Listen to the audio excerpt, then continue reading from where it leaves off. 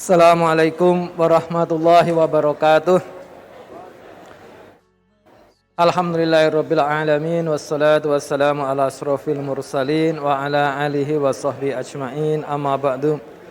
Alhamdulillah, pertama-tama saya sampaikan barakallahu laka wa baraka alaika wa jama'atuna bil khair pada mempelai berdua, dan kita panjatkan doa semoga mempelai ini meraih apa yang dicita-citakan dan juga apa yang dicita-citakan oleh umat Islam, ya.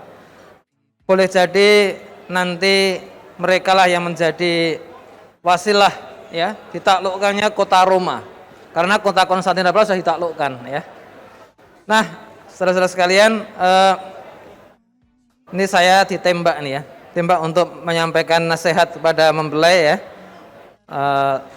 Tanpa persiapan, tanpa beritahu baru beberapa menit yang lalu, ya. Pesan-pesan saya singkat saja, ya. Jadi untuk membentuk anak yang soleh yang diidamkan oleh setiap pasangan suami istri, itu kita membutuhkan satu masyarakat, ya. Kita membutuhkan satu desa, ya. Bahkan kita membutuhkan satu kota, ya.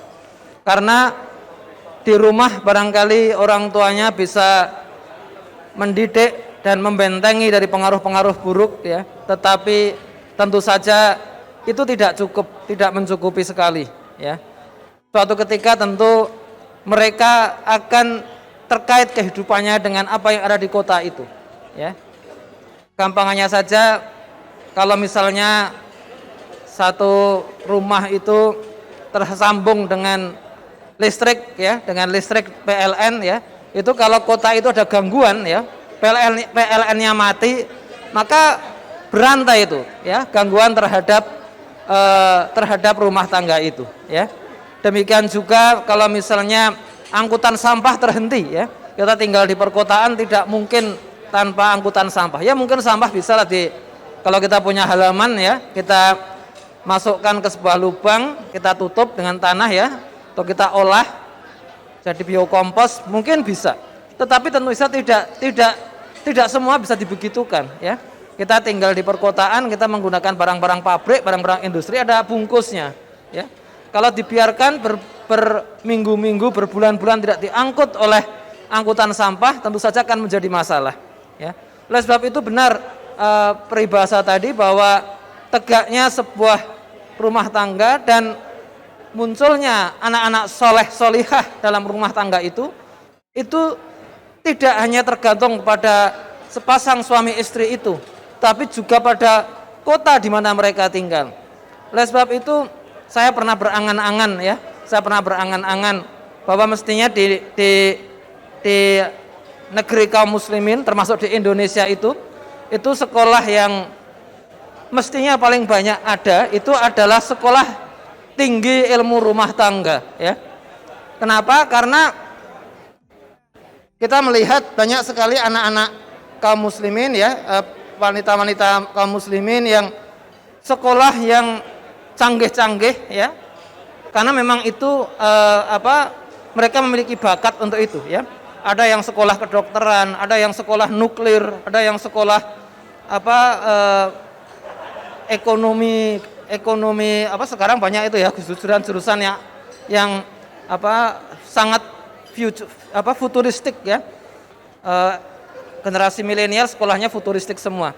Tapi kemudian ketika mereka menikah, ya, kemudian punya anak, itu salah satu dari biasanya yang perempuan itu mengorbankan dirinya, ya. Oke lah, saya berkhidmat untuk keluarga, ya, saya mengurusi anak saya. Walhasil ilmu yang susah-susah, ya, belajar nuklir, belajar kedokteran itu nggak terpakai, ya. Mereka di rumah, dan kadang-kadang justru ilmu yang dibutuhkan di rumah itu tidak pernah dipelajari. Apa itu misalnya? Misalnya ilmu bagaimana membuat anak itu jadi nyaman dan kemudian tertidur pada saatnya. Ilmu bagaimana menyuapin anak sehingga kemudian anak itu tidak stunting, ya. Ilmu bagaimana supaya anak itu pertumbuhannya itu wajar, normal, ya, dan sebagainya. Itu malah nggak pernah kita pelajari. Kita belum belajar bagaimana kalau ada penyakit, ya, bagaimana menjaga supaya anak mendapatkan pertolongan pertama pada penyakit sebelum ketemu dokter, ya. Bagaimana kalau ada bencana, ada kebakaran, ya, kita belum bicara itu malah nggak pernah kita siapkan.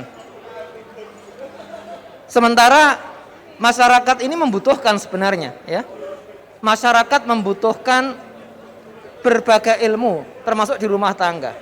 Sementara ketika yang belajar itu teman-teman, ya, Pak muslimah yang punya bakat tadi, belajar kedokteran, belajar nuklir, belajar ekonomi dan sebagainya, akhirnya nggak terpakai juga, ya. Jadi jelas masyarakat membutuhkan itu, ya.